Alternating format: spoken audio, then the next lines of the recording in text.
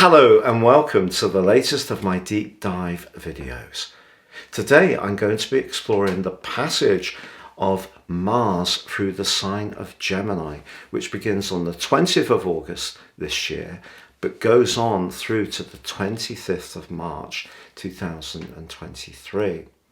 Just to give you some context, Mars usually takes 45 days to work through each sign, or around about 6 weeks. So this extended journey, which is going to take 7 months and 6 days, but cover 8 calendar months, is really, really influential. Now, the reason for this is that every 2 years, Mars goes into a retrograde. But you know, that's only the perspective from us on planet Earth. The planet up there doesn't actually change direction at all. It just appears to do so to us. But the retrograde starts for us on the 30th of October and it lasts through to the 12th of January 2023.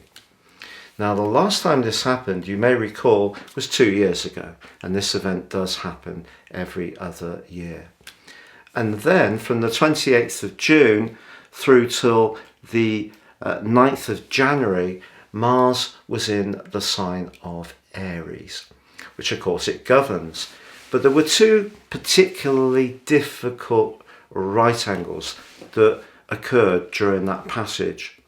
It was on the 13th of August and December the 23rd, 2020, that Mars was in a direct right angle with Pluto, the planet of truth and transformation, but also potentially the planet of death.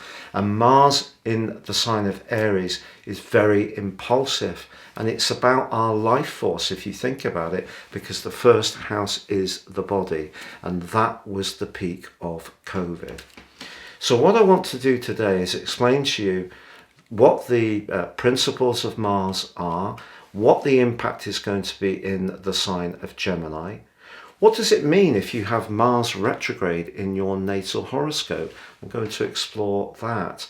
But also, Mars is going to be forging 3 right angles to Neptune, the planet of dreams, but potentially the planet of deception. And that's a really tricky influence in astrology. So I'm going to highlight those dates for you and explain what this means in detail. I'm also going to outline the mythology of Mars, what Mars in astrology represents, and also share with you on the screen the event chart for when Mars moves into Gemini to see what insights we can gain from that. But crucially, I'm going to show you the event chart for when that retrograde begins, because that really is very telling indeed. So please stay with me for all of this, and I will of course end by giving you an insight for each of the 12 zodiac signs from Aries through to Pisces of what you can expect. And you can watch these in terms of your ascendant or the sun if they're different, and this will give you an insight of what you can expect as an overall perspective for your sign. But if you would like to embrace more serious astrology and understand the impact a knowledge of it can have on your situation, if you give me 3 pieces of birth data of time, date and place of birth, I can give you a roadmap that can guide you for the rest of your life. This can see you seize opportunities, learn about some difficult patterns that may have repeated themselves for you, which you can grow beyond. But within my special package of 30% off, I'll give you your year 2023 forecast, but the rest of year 2022 free. Please see the link beneath this video. And also, if you've yet to subscribe to my channel, I'd be honoured if you did so now. Please click or tap on the bell notification symbol. If you're already a subscriber, thank you so much for your support. We've gone through the 101,000 mark and now hunting down that 102. So all your support is greatly appreciated. So on the screen now, I'm showing exactly the time, that Mars enters Gemini in your particular locality on the 20th of August this year. Now, what does Mars represent in astrology? Well, Mars, of course, is the energy that governs the sign of Aries, which is the first sign of the zodiac. So it's very much about initiation. And one of the things that I feel that people miss about the sign of Aries is that it's very much to do with listening to hunches and then going for it, have the confidence to be bold. So I think Mars definitely informs that energy. But Mars is also very much about instant gratification. It is the planet of sex, and certainly in its rulership of Aries it can get things going, but in its co-rulership or co-regency of the sign of Scorpio, it's very much about the outcome of that initial energy coming from the first house, and it's very much about passion, and it's where we're most invested, where we really are going for it in terms of our intimate connections, but it also can be about longer term finance in the sign of Scorpio. So Mars's rulership of those two signs is very important to understand. But it's also very much to do with drive and willpower, which the Sun can have as well, of course, but being competitive. And it is seen as an aggressive energy. It can be to do with anger and armies, even deep hatred. But as I said before, also those very intense passions that we have. Now, I think Mars is not necessarily great for impulse control. So impulse is also very much part of its energy.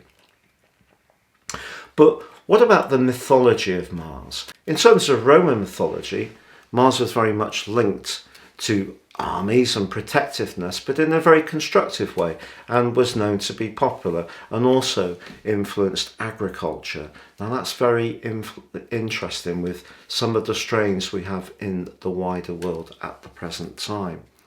But its influence through Greek mythology, through Aries, it wasn't called Mars, it was called Aries, is much more to do with what I feel many of us do think Mars is about, which is to do with destruction and destabilizing behavior and, you know, more brutal warfare, even slaughter. And of course we have seen that in the Ukraine. So it's where Mars is much more unregulated, especially if the desire to have control and power is so intense that the tactics used to gain territory or to compete with the opponent is actually really to the extreme. Now, what about Mars in Gemini? What could we expect Mars in Gemini to be? Well, Gemini is the third zodiac sign, but it's also a masculine sign, just like Aries, and Mars is a masculine planet.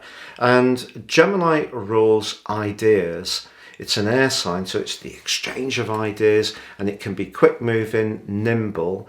So I think just in a very obvious way, it could push many of us to leap off our sofas and be a lot more physically active. So that could be a very good thing to do. Certainly through to the first 10 days of October.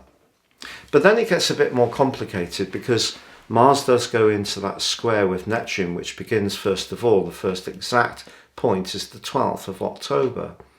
However, Mars in Gemini is very good if you're someone who enjoys sport or you're someone who does like to move around quite rapidly. So if you're someone who loves cycling or is someone who enjoys short bursts of physical activity, sprinting, shuttles, weights, these kind of things, I think Mars can be very positive in its transit through the sign of Gemini.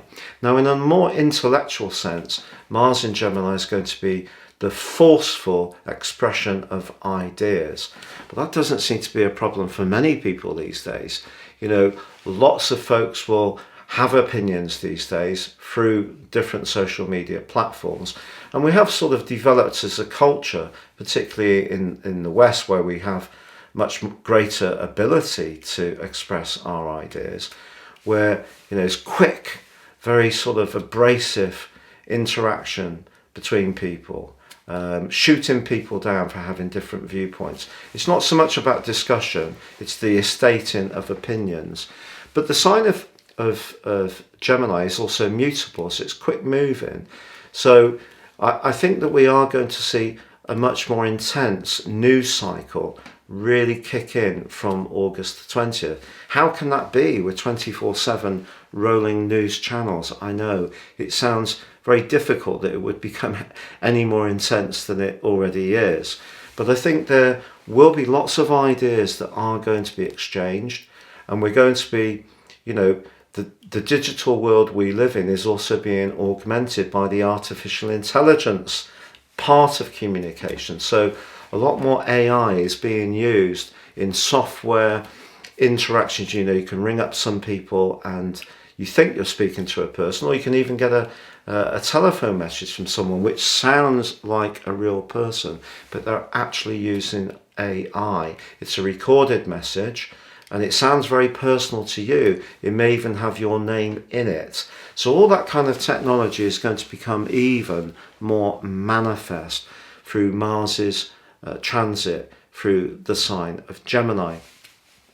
Now let's just throw out a couple of examples of people who have Mars in Gemini. Keith Richards of the Rolling Stones has Mars in Gemini conjunct Uranus. Now Keith is known for his wit and being very observant, and Gemini is very good at seeing things and articulating things. So there's going to be a more passionate way of expressing ourselves. We're all going to get caught up in this energy, I think. Now, if you're into sort of British soccer, Alex Ferguson, the football manager, he had Mars in Gemini and was known to be, quite robust in the way he would talk about referees or review the game or even interact with the players. It was known as his hairdryer, where he'd get right up close to them. And Sir Alex, I understand from a few things I've read, thinks it's okay to get your anger off your chest. And he may have a point. Mars bottled up can, I feel, lead to psychosomatic illnesses.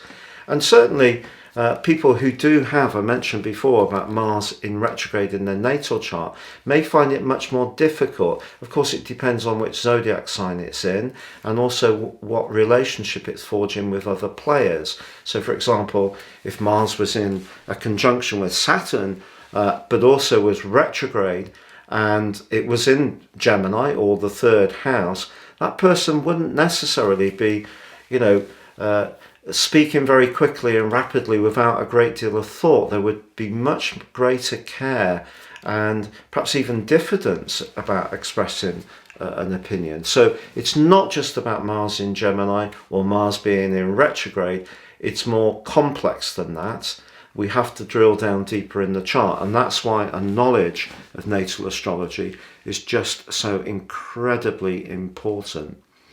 But it is true that Gemini can be quite changeable, and of course it's the twins. It's ruled by Mercury, the planet of communication, and therefore flexes.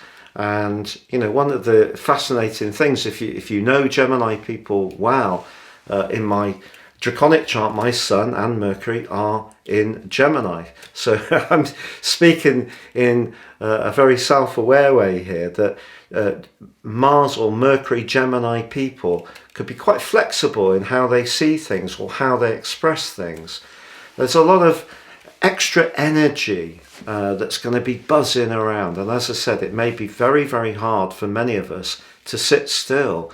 We're going to want to be much more active, or we could find that our nervous systems are much more revved up. So finding a way to burn that energy off is going to be a very constructive thing to do. Now, of course, the retrograde begins right at the end of October, but as I mentioned before, on the 12th of October, we have the first square between Mars and Neptune. Now, it's repeated on November the 19th and also on March the 14th. And this is because Of course, the initial one is with Mars travelling forwards. Then we have Mars's retrograde. Neptune is in it retrograde for these first two passes.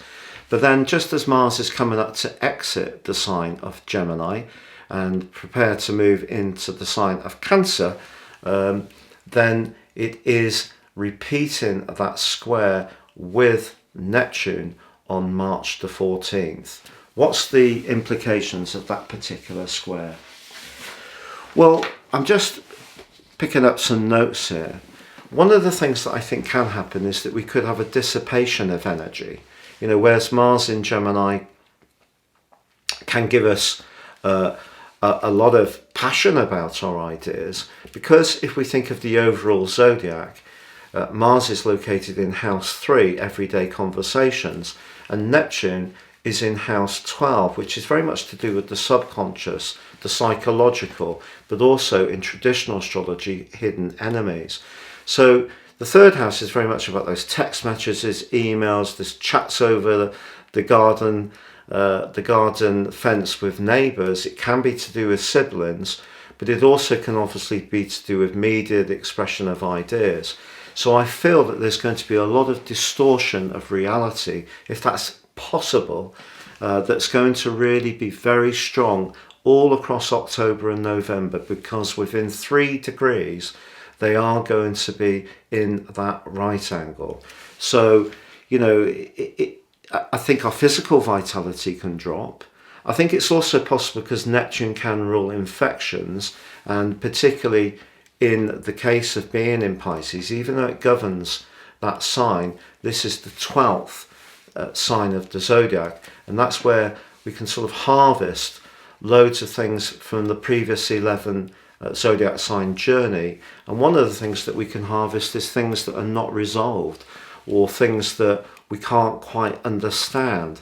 So I think there's going to be quite a lot of potential manipulation around ideas. Now, it could be that it's going to be in the political sphere. We've seen that, you know, whether it is the Ukraine, whether it is American politics, British politics, you know, the truth has become a victim on the altar of power. And that is a very, very sad development. And I think, you know, it's okay having all these platforms that enable us to have opinion. But I think if we can all become much more conscious of facts, and Mars in Gemini could give us the push, the extra incentive for motivation to find those facts.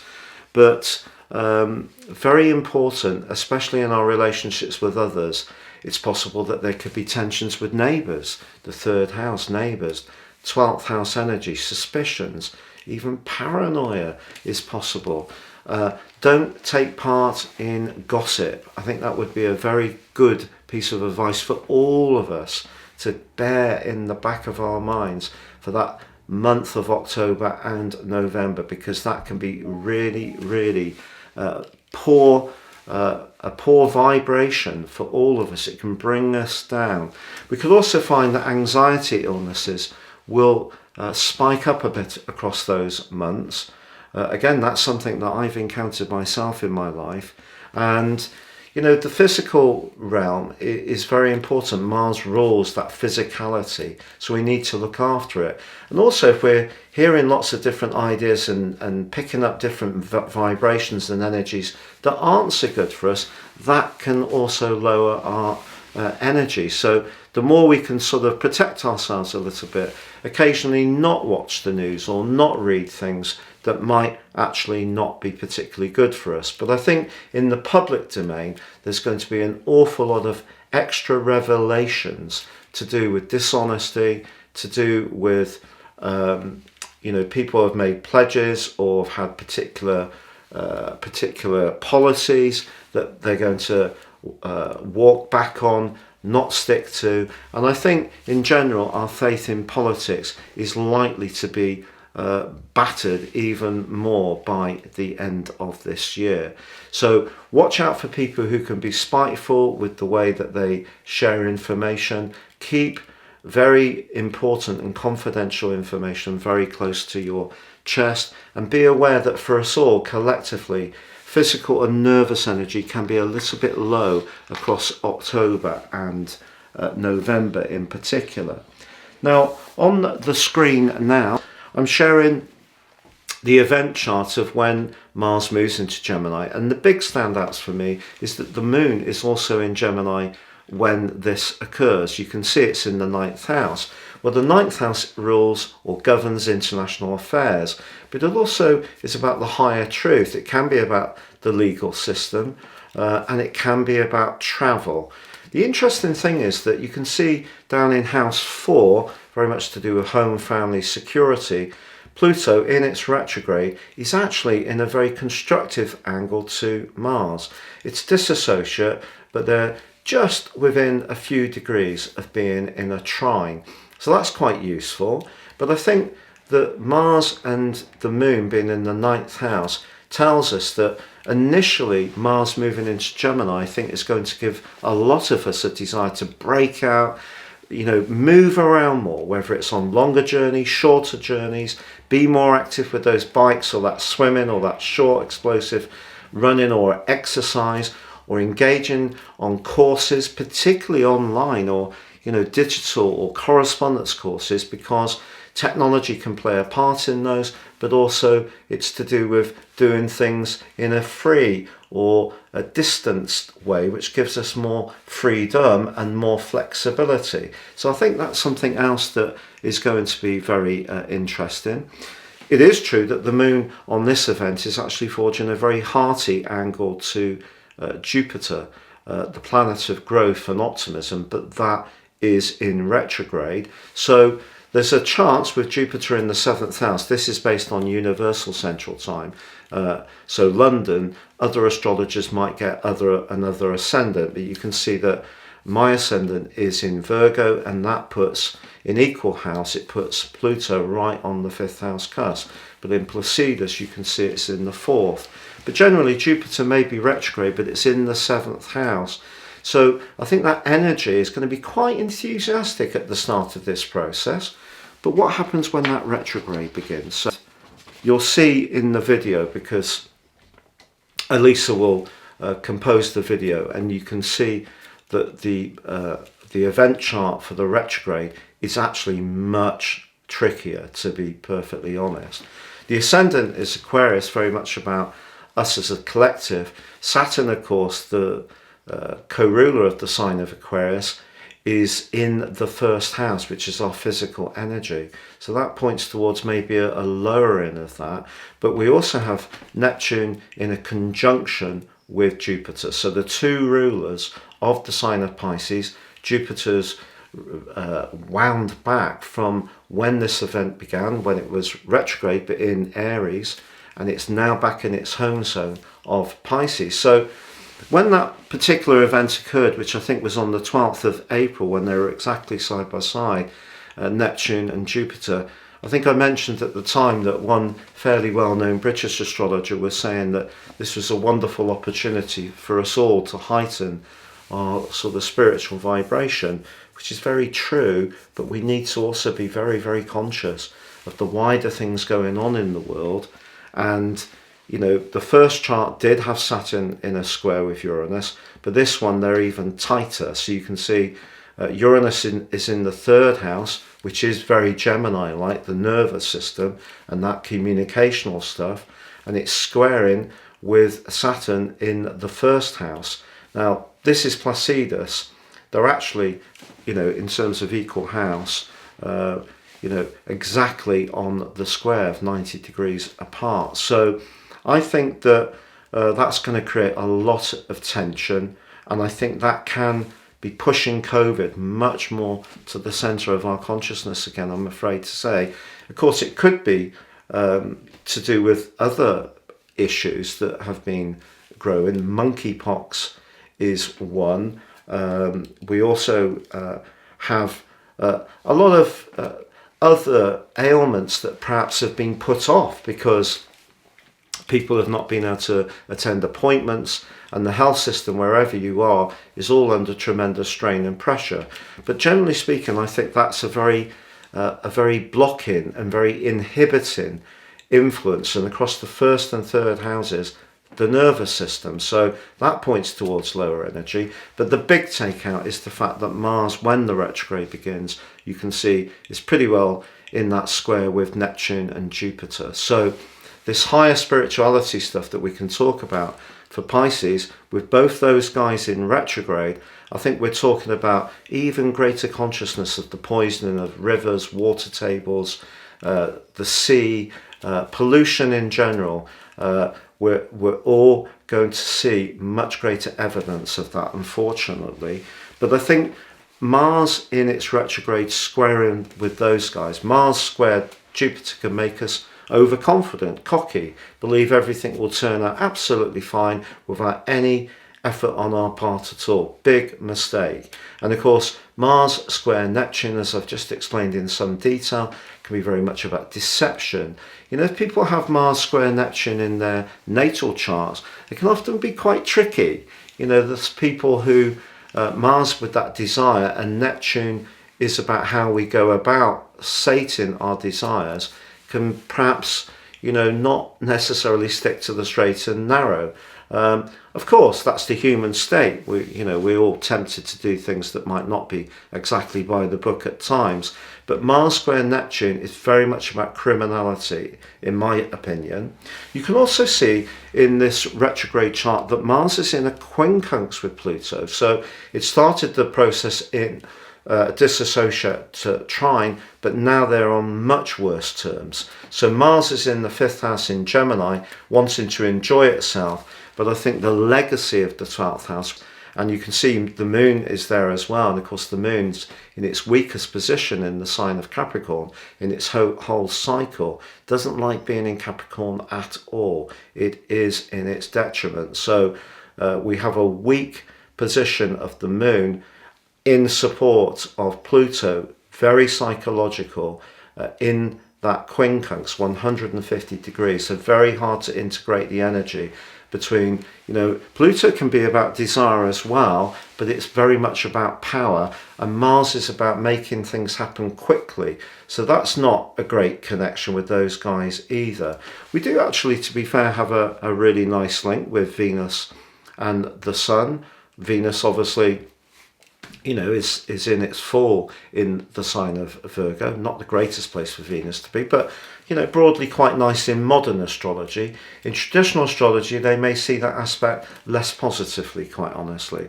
But for me, this points towards a lowering of energy, a lowering of vitality that's really going to become much more obvious by the end of October. Of course, a lot of people are going to be speaking about Mercury's retrograde. Fair enough. And the shadow period, which was at the very start of September, and it's still working its way out into October. So communications are not going to be great. I think travel is going to be inhibited. I think our desire to be playful and flirty, very much Mars in Gemini, is going to be limited more by the spiritual, psychological domain are going to, that's going to creep up on people much more. We're going to be much less in the moment by the time this retrograde begins. But by the time that Mars comes out of the retrograde on the 12th of January, it's at 8 degrees in the sign of Gemini. So it's gone back quite considerably from whence the retrograde began at 25 degrees, you can see here. So I think generally, if I just take that wheel off the screen now so I can just be with you, we need to see Mars in Gemini as a very positive potential. It's going to be in the sign of Gemini, as I say, for 7 months and 6 days. The last time it went through that elongated journey through the sign of Aries, it was 6 months and 9 days. So we're getting about another month of Mars in one sign. So that's a giant slice of time. So it's clear that, the way Mars operates in Gemini, especially the retrograde, and especially those 3 squares with Neptune, even though the first one on the 12th of October is before the retrograde, it's clear that this is going to be a very interesting time for how we keep fit, how we move around, how we communicate, for technology, for transport issues in general, for the sharing of information. Mars, which can be about power but impatience, can see quick thrusting energies occur. I think it's very likely that more defense capability will be given to the Ukraine to protect their skies with Mars in the third house, because I was thinking about projectiles that, you know, very much in keeping with the sort of Mars energy of firing out things quickly. Maybe a metaphor, but I really see that. But of course the Russians are said to be developing hypersonic missiles, and also could be tempted to use a tactical nuclear weapon on a city, which would have a much smaller impact in terms of the ground area, but it would be a huge political thing if they did that, and a huge thing for personkind. You know, we're really teetering in some very dangerous times. So that control of information, the power around it, the passion around it, is all going to be working around in this whole process. But please stay with me now as I explain to you what Mars going through Gemini will mean for your zodiac sign, from Aries through to Pisces.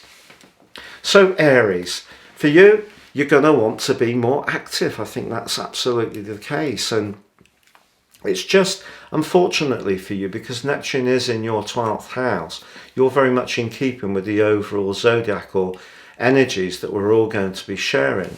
But Mars in Gemini also offers lots of opportunities. You know, if you have often thought that perhaps you could do better around your knowledge base or your education, and, you know, it wasn't possible for you, you know, whether it was the kind of environment that you were brought up in, or the education that you particularly had, or perhaps the opportunities that were limited when you were younger.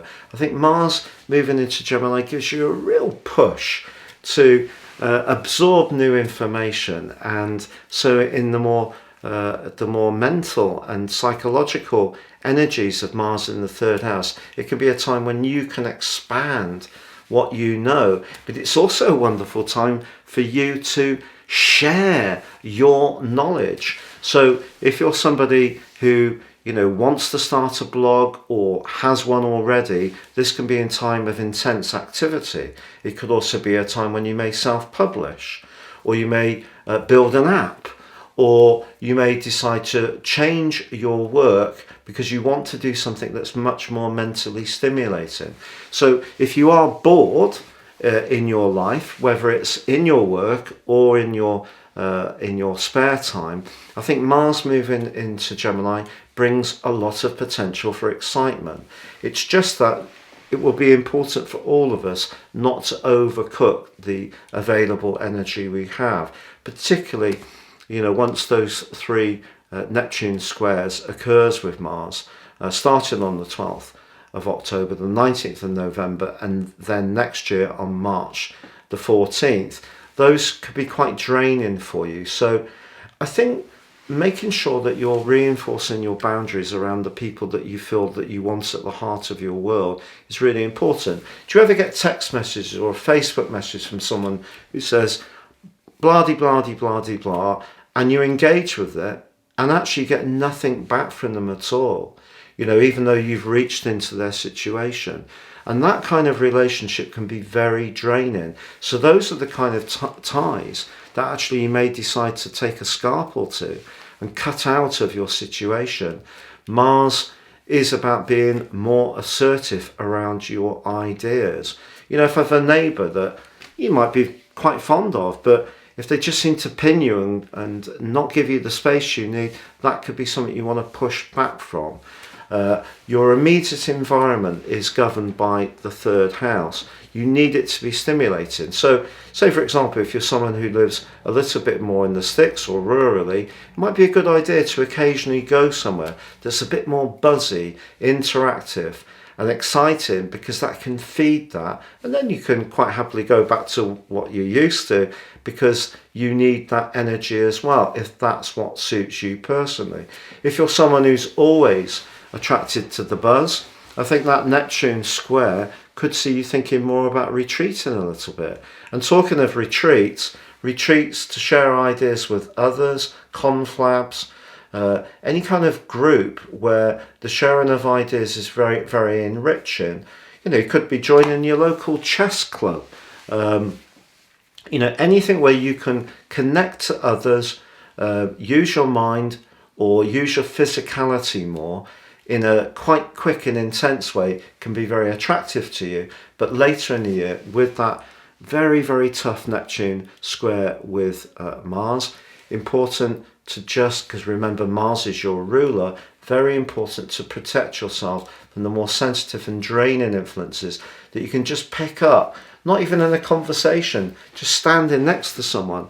Their energy may not match yours.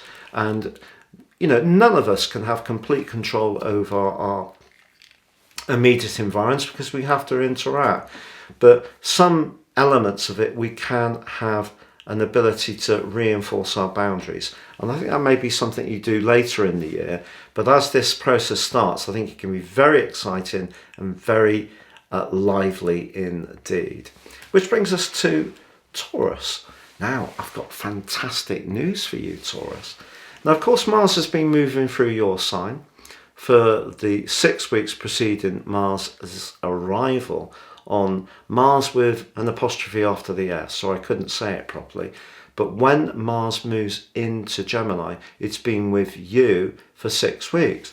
What were you doing in those 6 weeks? Well, of course, we had that once in a 15-year conjunction between Uranus and the North Node in your sign, but it just happened to have Mars there. And of course, the last time it happened to have Mars there when it was in Pisces. Mars isn't always a given to be in the cycle with Uranus and the North Node, which is 15 yearly in the conjunction. But Mars in your sign, along with those guys, were pushing you to break out from what isn't really fulfilling you, to be more daring. Your reputation for continuity is second to none. You really understand what we can gain from appreciating traditions or regularity or routines. They are very comforting. You've had a lot of pushing over the last few years to let go of some of the everyday predictability of those. Obviously with Uranus being very unpredictable influence. So what Mars has been asking you to do in the 6 weeks before its arrival in the sign of Gemini is to manifest your creativity, your talents, to be much more impatient in a way about asserting what makes you the individual. So what you're wanting to see with Mars's transit through Gemini is the results. And that's interesting because Mars in Gemini is rather akin to the value of your sign. Your sign obviously is very much about food, can be about agriculture, the earth. Mars also governs those things. The second house is where we start to see the foundations going down. The start of the journey is with Aries. Then we put those foundations down with your sign. And that is very important for that sense of stability.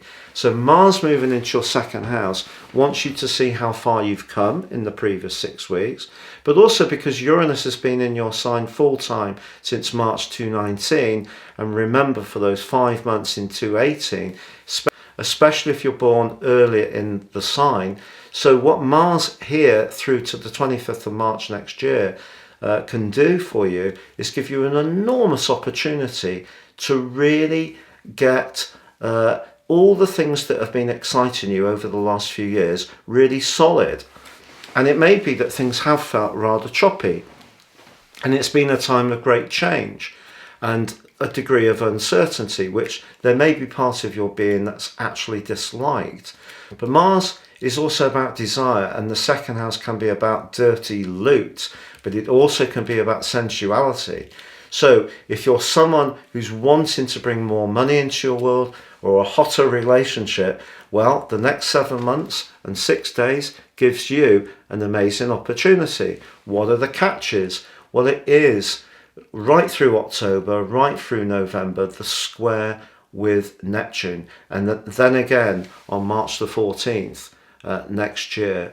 And the reason for that is that Neptune's in the part of your horoscope to do with your values, but also to do with your higher values, the more spiritual dimension, but it can be to do with groups, friendships, your future direction. So it's important you don't deceive yourself about your actions and activities in order to improve your financial, pecuniary zone of your chart, or even the amount of intimacy that you're achieving, or at least straightforward sex, let's just say it as it is. It's important that you're not doing anything across October and November or in March that really is going to be something that you're not very happy with. And also I should say to you that Mars in retrograde can also be about where we can have regrets about past actions that we may have. So around your sex life or around your approach to money making, you may have to process some of those things from the end of October through to the end of the 12th of January. You know, there may be a need to sort out some of your values. The second house can be about values in a more prosaic way. The 11th house is more about the things that are less tangible.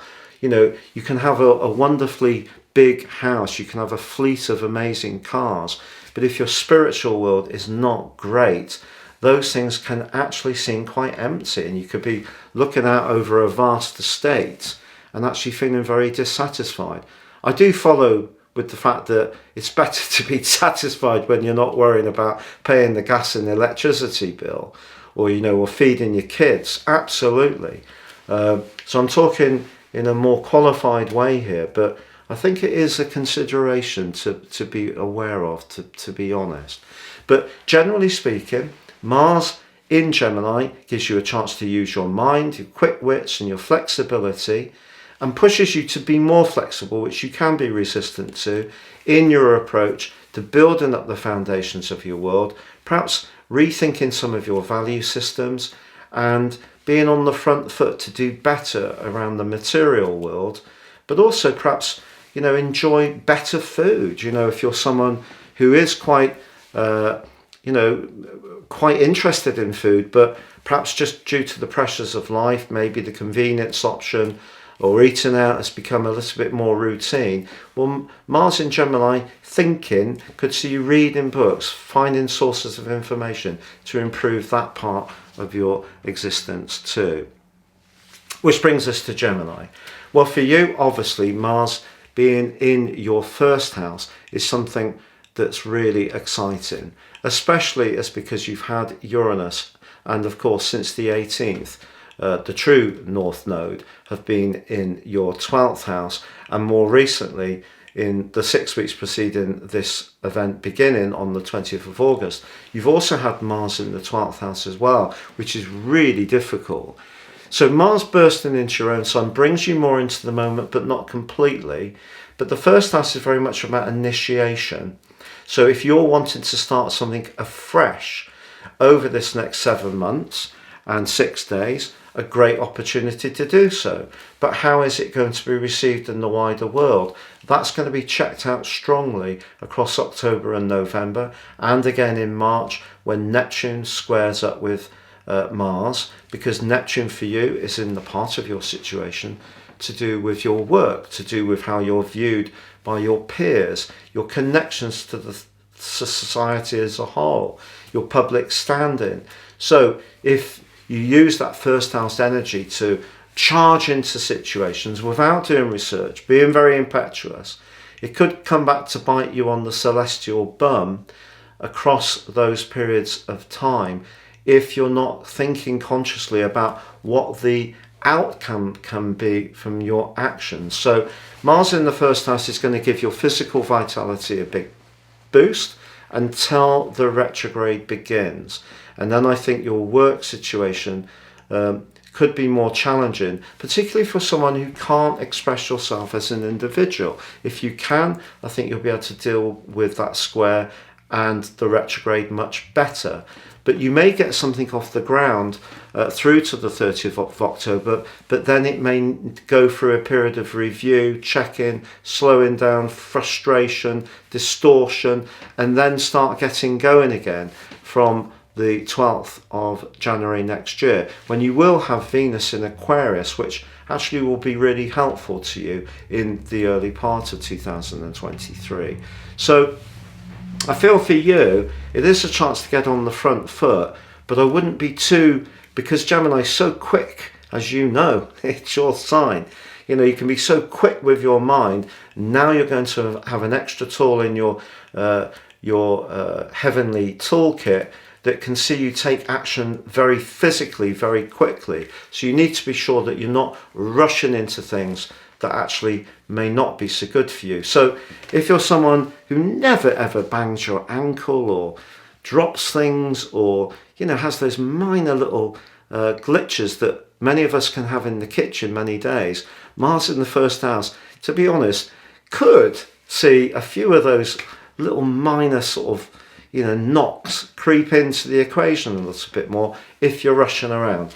If you're a very chilled out, laid back Gemini, I think what Mars in your sign is going to do is bring some lovely balance to that more, that more diffident side of your nature. It's going to put you in a mood to get things done, and I think that can be very, very good. It's not to say that you don't get things done normally, but I think, you know, Mars in the first house gives you a lot of thrust.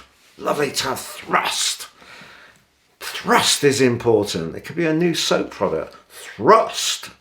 Yes, so lots of extra thrust. It's just using it well.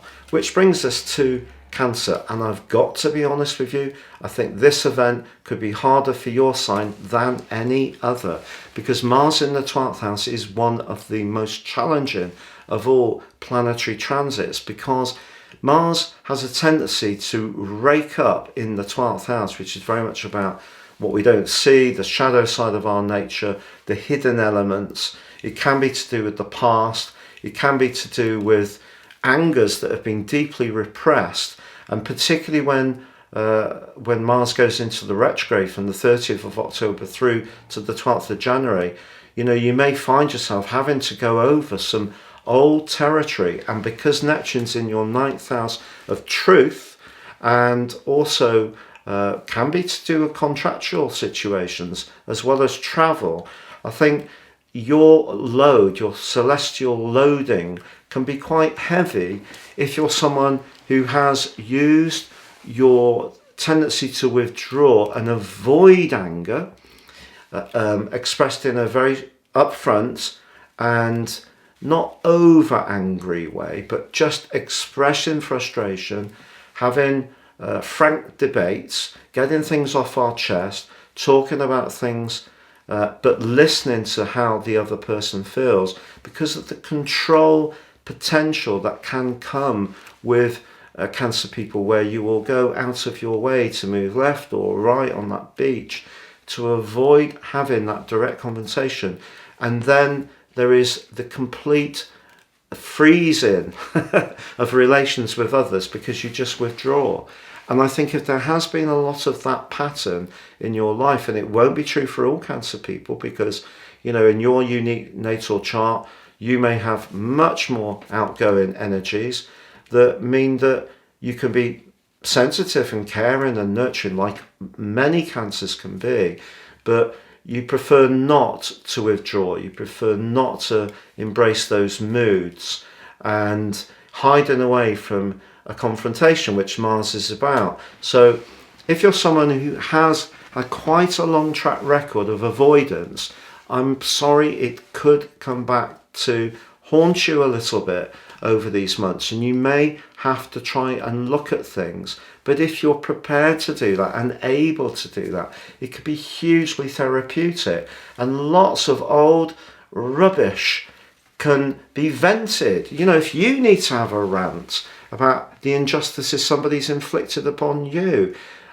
as long as we choose the right techniques to do that, it can be very healthy to ventilate our unhappiness. And I think that's what Mars is going to ask you to do. But of course, it's not just what we do with planets, it's what we attract. And Mars in Gemini is a very charismatic location for this sign to be, very magnetic. And I think it's possible that you can attract, so people could be directing some things that they feel you have been withholding or protecting or not discussing openly, then they may try to prize it out into the open, get you to be more upfront about how you feel. But you know, it could be one of the best things you've ever done. Particularly, you know, many of us have been haunted by very painful past events, whether it, you know, it is exclusion, loss, or rejection, or bullying, or someone being deeply unkind. You know, that's part of the human experience, sadly, that many of us do go through. And if you have had your fair share, unfortunately and unluckily, of that kind of stuff, this is a wonderful time to try to dive deep and use the talisman or the talis person that is Mars to help you to get it up and get it out.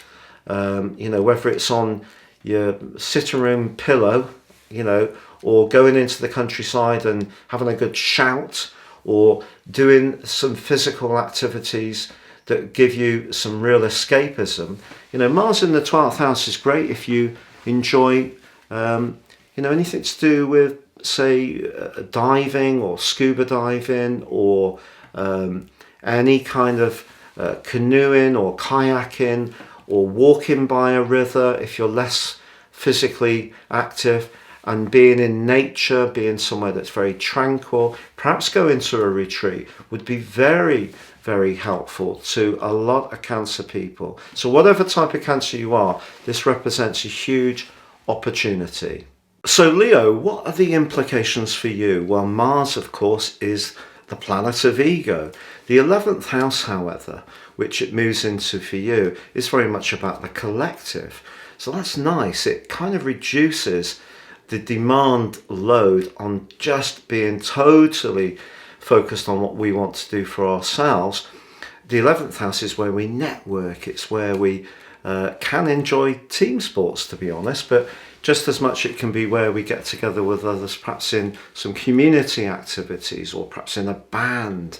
Or if you're someone who wants to retain your individuality, which is brilliant, you can still work in a cooperative networking way with others who also want to retain their individuality, but pitch together in some way. So that could be through shared accommodation, where perhaps you all have a business unit in a way which is very affordable, or, you know, have somebody who provides the front of house a purpose for you, and that helps to reduce costs. You can share things, but at the same time still stay very much on course with what you want to do as an individual. Now, the 11th house is also very much to do with the future. So the thrust for you is very much about thinking about your longer term planning, future forwards. What's the complication with Neptune?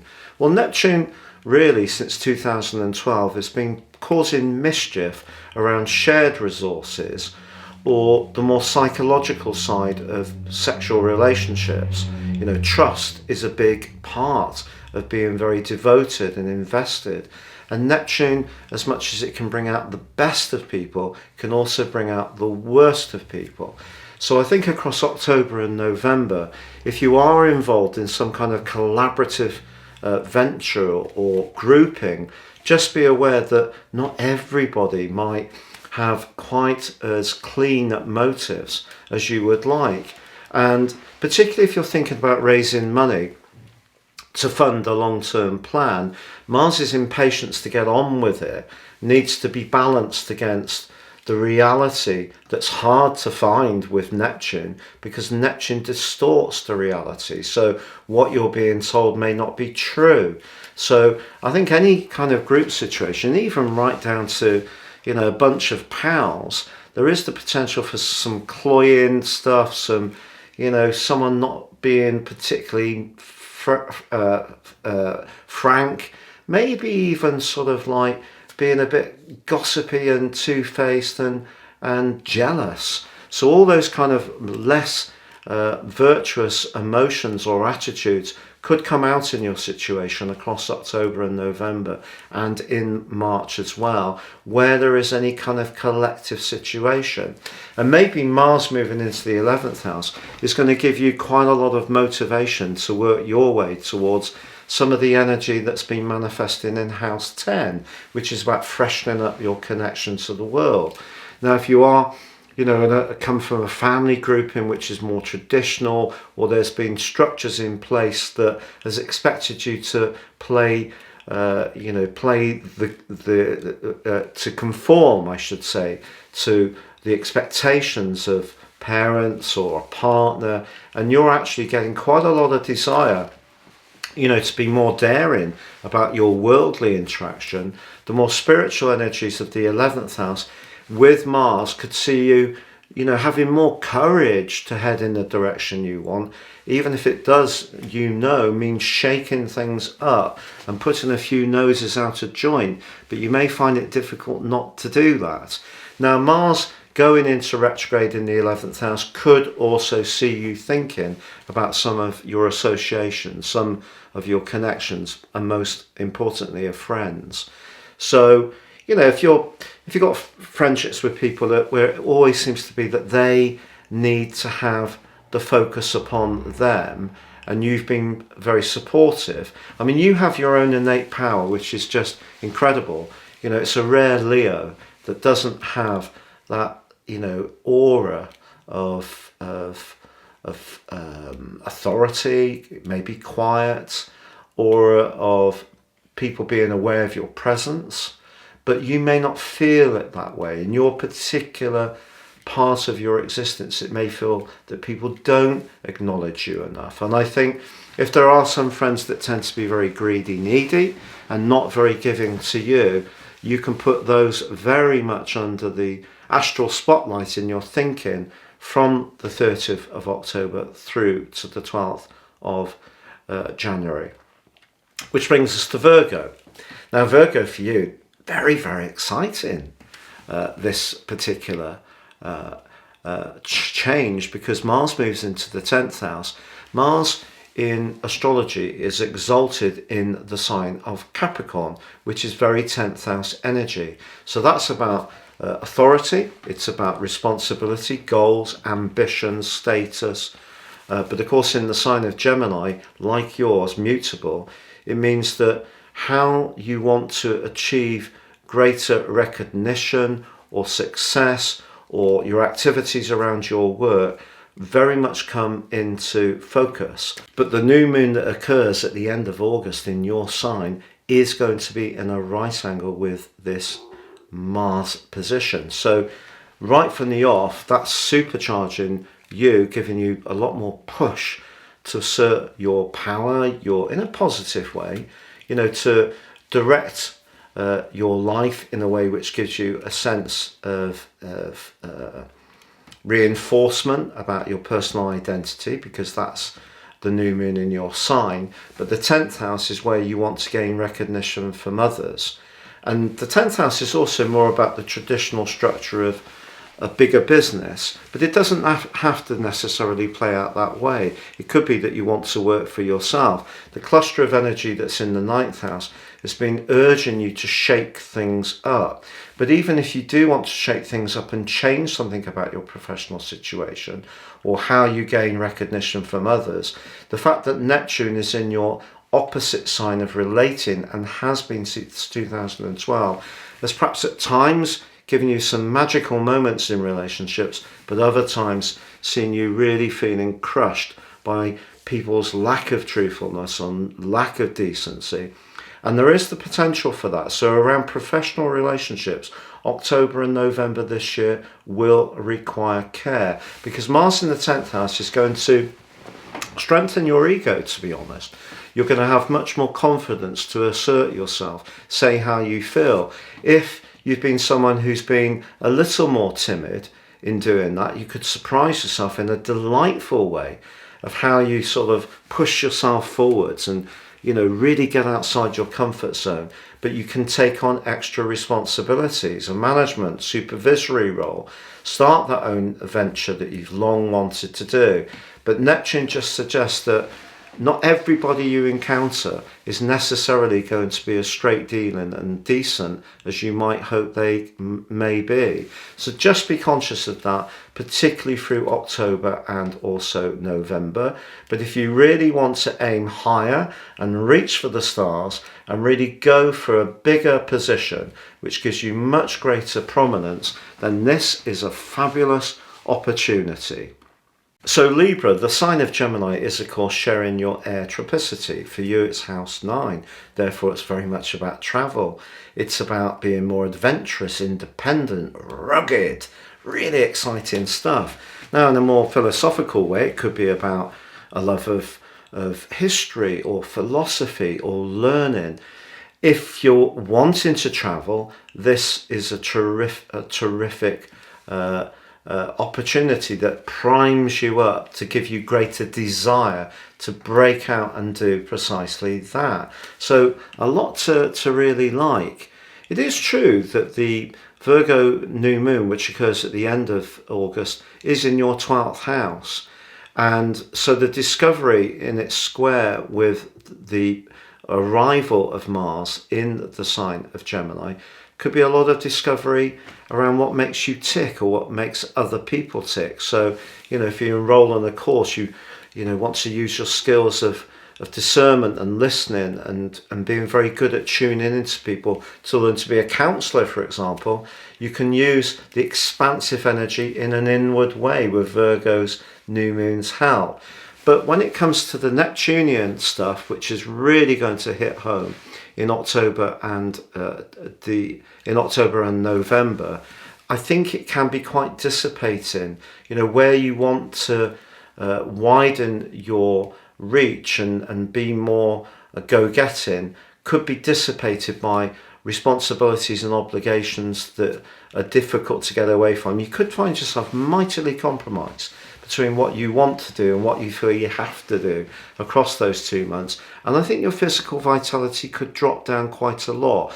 Don't overreach yourself. Remember that old maxim of under-promising and over-delivering, because that will protect you, whatever you're trying to achieve in your situation, across October and November for sure. But the 6th house is about your physical health. The 9th house is you really wanting to be daring. So it's just about a matter of proportion. It's like being daring, but not overstretching yourself to the point where, you're really feeling absolutely drained out. But in general, Mars in the 9th house is terrific if you're someone who does want to be much more active. Pluto moving through the 4th house has been an incredibly bruising experience since 2008 for many Libran people. So, of course, that's been very psychological, very much to do with the family, where you live, how you live there. So any kind of escapism may seem incredibly appealing. So Scorpio, obviously Mars is your traditional ruler. In traditional astrology, there's just one ruler of Scorpio, Mars. In modern astrology, we have the higher octave energies of Pluto, the planet of change. Now, Mars moving into the sign of Gemini for you is strangely very much in keeping with the energy of Mars in your own sign. Because Mars in the 8th house is very much about where we're most invested. It's those deep, deep, deep psychological desires. The 1st house that comes from Mars's rulership of Aries is where we set out on the journey towards any kind of target we may have. So for you, if you're really, really wanting to have a relationship with someone that does give you that sense of connection or challenge even, which is very important for Scorpio people, that really can give you a sense that you're evolving and moving forwards, that's that Plutonian energy of yours. Your desire for that is going to be very much greater from the 20th of August. But what does the retrograde mean for you? Well, I think like every desire, it has to be balanced about what's appropriate for us. Just because we have a desire, we can't then use our power in the wrong kind of way to fulfill a need. So it's going to be important to strike that balance. And then the square with Neptune for you is in the 5th house of romance. So you're wanting potentially a romance or a social life which is gratifying from a more spiritual viewpoint. But I think Mars in the 8th house is very raw. You know, it's very urgent. It's not so much concerned with Neptune being in the 5th house. It's more drawn. I think the power gravitates towards Mars. It could be that you could really captivate somebody, and maybe the retrograde is a time to really rethink or probe very deeply within yourself what your attitudes are to material value and earning money, or indeed those very, very close relationships. So the retrograde actually could be something that is very, very helpful and potentially healing. But I think the square with Neptune just means that, yes, we can have those kind of concepts that are built into our thinking when we're very young about the perfect relationship or the perfect alliance and so forth. But we realize as we get older and experience more life that, you know, life is ever more cynical. People use each other quite randomly and quite routinely, I should say. So, you know, I think that when it comes to your sex life, this could be a very interesting 7 months for you. You know, if you feel that that's been a bit of a very non-active area of your life, you may surprise yourself by how your yearning really increases. But of course, Scorpio people often feel things very, very deeply, which can prevent you from sometimes opening up yourself to going into situations where there could be the risk of loss or the risk of rejection. And Mars can almost intensify those feelings. And I quite understand that. You're probably one of the most psychologically astute signs of the zodiac. But Neptune is going to be tempting you with the magic of the possibility. So, but we can't kind of feed ourselves in life if we don't take that step forward. So very difficult to calibrate, and all we can do really is listen to our inner gut and let that guide our actions. And Mars is about action, so our actions are appropriate for what's right for us, or our assessment of the circumstances, the person we're encountering, whether they're someone we can safely get to know slowly but surely or not. And I think that you're someone who can be a brilliant arbiter of that kind of process. So, but I think it may be time to push outwards a little bit more, and all that energy that has been in the 7th house is about engaging with people. The 8th house is taking that next step of taking the risk to go deeper, share a bit more about yourself, open up more. You can often be quite to the point in your observations of others, but now perhaps it's worth understanding that that can be perhaps a little bit of a defending attitude, and underneath that lies the real you. And perhaps Mars is asking you to dive in to the deepest part of your very greatest needs and really explore. And if you're prepared to do that, no, it won't possibly be all perfect, but I think it could be very, very gratifying. But if we do, if we choose to not engage at all, then that can keep us safe, but also profoundly sort of unenriched. So there has to be some kind of risk in life. And I think really and truly that's the opportunity that this provides for you. So Sagittarius, Mars being in your opposite sign, wow. Well, people have Mars in the 7th house in their natal chart. Don't always find it easy to have positive romantic relationships because it's so assertive, you know, it's so clear on the boundary. It can feel that that person who's got Mars in the 7th house always wants everything on their terms. But Mars in the 7th house is brilliant if you do want to, you know, test yourself out, set your boundaries, but engage with people. You know, enjoy the whole cut and thrust of competing with people, or, you know, being more risk-taking about your romantic situation. If you don't knock on the door of opportunity, it cannot spring open. So Mars will give you more push to do that, but it could also make you more robust in the way that you interact, which can have a downside. What's the retrograde going to do? Well, I think it could give you an opportunity to think very deeply about that part of you that always needs to be 3, or that part of you that perhaps finds deep commitment rather challenging, or you always want to keep exploring, and that can be counterintuitive to settling. So Mars in the 7th house it does give opportunities to find a relationship, because you can take the steps to, create much more action with others. But also in your existing relationships, it may make you much more assertive in a good way if you've tended to be a little bit more compliant and passive to another person. That could be very positive that you could gain from this whole 7-month period. On the other hand, it could make you so forceful that it can push someone away. So everything with astrology is about the degree of energy that goes behind our action.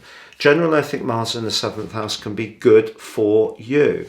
The tricky one, of course, is Neptune, which has been causing real problems at times for Sagittarian people since 2012, because you're often a sign that doesn't necessarily want to bare your soul or to engage with emotion too deeply. What you want to do is to move on to the next exciting new adventure, dusting yourself down and saying, hey ho, that's life, you can't always win. But that can see you accumulate loads of emotional debris. And Neptune may have been impacting on your emotional, spiritual, psychological health since 2012, or there's been a tendency to try to escape the reality of your emotions.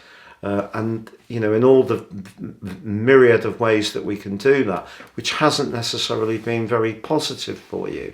So I think the square that occurs, and particularly October and November, could cause confusion around relationships. So if you are single and you wanted to head out and get on the front foot, which the initial passage of Mars into Gemini can surely encourage you to do, just be aware that however much action we take, we will also have to have the reception, and that comes through the moon. It comes through the more sensory and delicate energies of Neptune.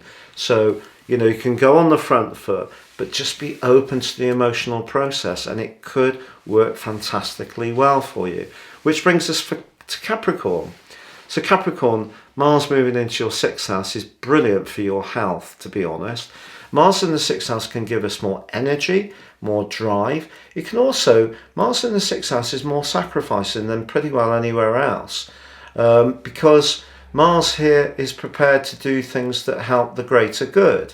If your work, for example, has become a little bit unsatisfying, Mars here could push you to find another type of job where you can be supportive to others. It could also give you the push to get down the gym, get more active, do the squats and all the rest of it that, we read that some people do. But whether it's sort of more gentle stretching or going for a lovely walk, it doesn't really matter. Mars in the 6th house can give you the push to be more active in a positive way, or to find a more satisfying job. If you're a lover of pets, a new animal can come into your world between now and the 3rd week of March 2023, and that can bring great joy to you. If you're in a relationship where things tend to be a little bit picky at times, or there's irritations between you and your partner, there are challenges with this transit, because it could make you punchier in, getting across your viewpoint about the things you don't like. But that actually can sort of become a little bit like a needle. The 6th house is Virgo energy, but coming through the words and the quick wits of Gemini. So you could use words in quite a pointed way, which could be quite hurtful to the other person. So just be conscious of that. But obviously Neptune's been in your 3rd house of everyday exchanges. So 3rd, 6th, to me that points towards the potential for the extra vitality and drive that Mars initially gives you.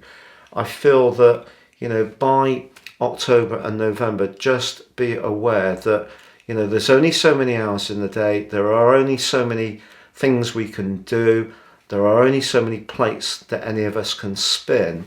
And if you're trying to create some kind of perfection, which the 6th house can be about, and using a lot of energy to get more virtuous or or more efficient, or fitter, or get all your meals packed full of nutrition. All very good Mars in the 6th house things to do. But Neptune's kind of saying there in the 3rd house, look, sometimes I need to daydream. I need to just talk or scan Facebook and just have an hour or two of just chilling out and getting into my escapism a little bit. I can't always be productive, which is what the 6th house is about. Can't always be organised. Do need some moments of, just getting away from it all. So that is something to remember. Also, when Mars goes into retrograde, sometimes we can actually work too hard at things. A doctor once said to me that fitness doesn't equate to health. That really struck me as a very, very astute thing to say. So you can find people who might be very physically fit, might run a lot or swim a lot, which is obviously brilliant, but actually it isn't the state of their health, it's the state of their fitness, and health something different. So you could have something more deep lying that isn't reflected by an inability to, go for a 3 or 4 mile run. It's something else. And that's a very good point. So Mars in retrograde in the 6th house might ask you to think in a more pointed way. Are there parts of the overall package of your life that perhaps are not quite so good? And perhaps the retrograde can help you to think about those honestly and really go for them. And obviously Gemini is about knowledge, so maybe gain more information to make better lifestyle choices once the retrograde is on Suin. Or is it Suin? No, it's on Suin. Who is Su? Anyway, that brings us to Aquarius. So Aquarius, I think Mars being in Gemini is pretty darn good. Now, I think I've mentioned this in 1 or 2 videos before, because Mars obviously is about sex. The 5th house is about showing off. The 5th house is also about joy.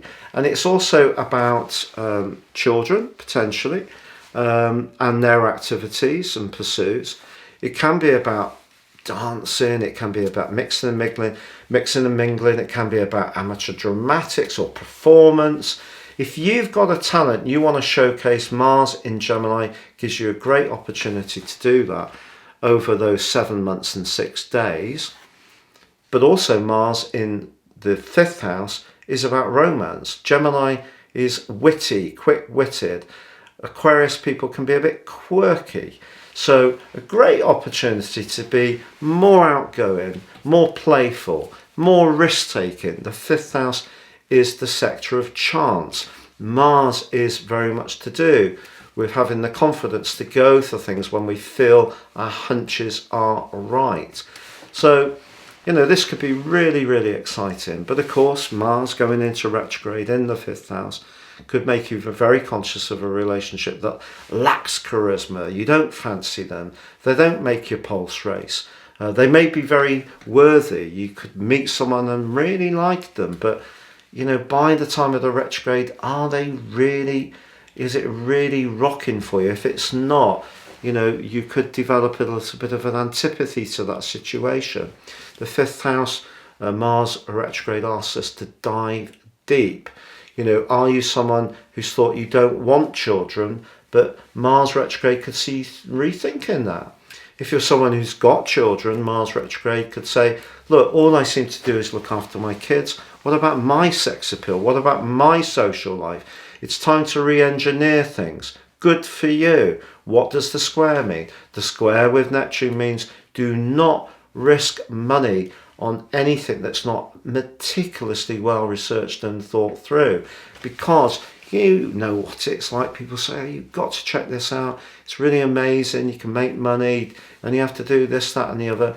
And some of these schemes have something in them sometimes, but very often it requires a long sustained period of effort. It's loads of ideas that I've come up with over the years. On the side of football pitches and rugby, they put up the board with the number on. I thought of that 25, 30 years ago. And I said to my business partner at the time, you can get like a large calculator, you could have it sponsored by Coke, put in the numbers. Why are they folding these paper numbers over? Could do it all digitally. And of course it happened. it didn't mean that I didn't see the idea, but I didn't have the resources to make the idea happen. And there's loads of things like that that many of us think up. It's actually coming up with something that's workable, that's solid, that gives us a return, because Neptune can be about deception. Just be aware, if you are risking any resources, even around a love relationship, that you're, beware of the risks as much as the potential upside. But I still feel that Mars moving through Gemini can be, on the whole, a very positive transit for most Aquarius people. Which brings us to Pisces. Never the least, but yes, last, because you're the last zodiac sign of the 12. Now, of course, Neptune's in your sign, and when the retrograde begins, your two rulers of Jupiter and Neptune are conjunct, and they're squaring that Mars retrograde. So you're right at the center of your sign is right at the center of this story. But also Mars in the 4th house is about where we live. It's about how we live there. But Mars in Cancer is in its full, and the 4th house is very Cancerian. The sign of Gemini is obviously very Mercurial, quick-witted. But you can see that maybe if you're living away from family members, or in an environment that you don't find gives you the peace or the buzz, whatever you need personally, then that can become a factor. But Mars can be defensive in the 4th house, and if you find yourself becoming grumbly or a bit, a bit moody, just be aware of that, particularly when the retrograde begins. What does the square mean with Neptune? Well, Neptune and Jupiter, when the retrograde begin, are in your sign. So that's you wanting to manifest your individuality. But the 4th house is about your emotional needs. But Mars can be defensive.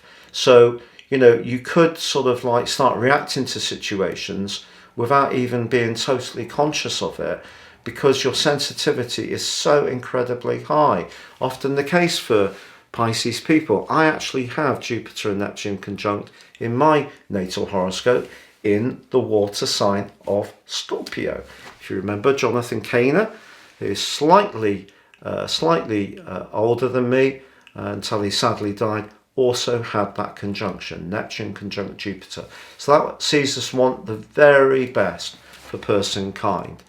But you have to be realistic about what's best for Pisces kind when Mars is in the mix, because it can distort your reality quite strongly of what's really right for you, especially when the retrograde does begin. So the squares are definitely worth being mindful of. I wouldn't pitch yourself into any new property scheme, renovation, purchase without really thinking through the implications. Doesn't mean to say it's going to go wrong, just think through the implications. And if you do that and you use the clarity that is out there with all the information that we can gain these days through fact checking, there's so many different sources of information which can protect us, or speaking to a professional, getting outside advice. The 4th house is very much to do with family. Family can sometimes tell us what we want to hear. Sometimes they can be mean, but just be aware that it's a bit potentially inward looking. Mars in the 4th house could see you making some reactive decisions, defending decisions, rather constructive, proactive decisions. But not necessarily, but care is needed, because Mars squaring Jupiter can see us rush into doing things in an impetuous way. That brings the presentation to a close. Thank you so much for joining me. Take care and stay safe, and goodbye for now.